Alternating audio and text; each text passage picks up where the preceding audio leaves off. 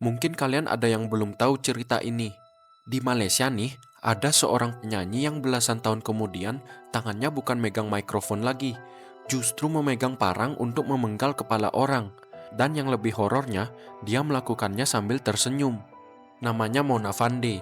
Di era 80-an, dia penyanyi dengan album berjudul Diana, dengan rambut disasak tebal, riasan tebal, dan penampilannya yang penuh gaya.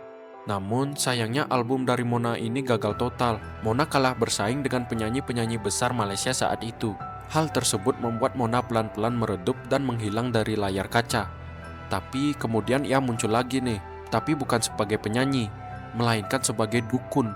Bersama suami dan asistennya, dia mulai melayani orang-orang kaya, pejabat, bahkan politisi.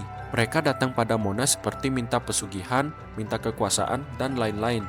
Setelah ia menjadi dukun, Mona pun hidup sangat mewah dengan pakaian glamor, perhiasan mencolok, dan rumah besar. Pendapatan itu semua dari orang-orang yang percaya dia punya ilmu spiritual. Nah, pada tahun 1993, seorang politisi bernama Datuk Mazlan Idris datang ke rumah Mona nih. Dia minta tolong agar karir politiknya naik terus. Dia bahkan sudah memberikan segepok uang, rumah, dan mobil mewah sebagai bayaran. Ketika ritual hendak dimulai, Mona mengatakan bahwa ritualnya butuh konsentrasi penuh. Datuk Mazlan pun diminta berbaring dan matanya ditutup kain hitam. Si Datuk Mazlan ini ya tenang dan percaya aja. Tapi, di balik kain hitam yang menutupi mata Datuk Mazlan, Mona dan dua rekannya sudah siap dengan parang.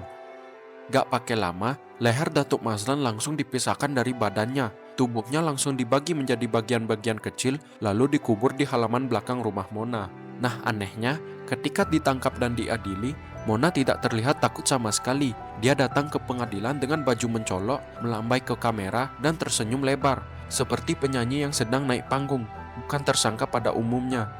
Pada akhirnya, pada tahun 2001, Mona, suami, dan asistennya pun dihukum gantung. Tapi sebelum tali itu menjerat leher Mona, dia sempat bilang, "Saya tidak akan mati."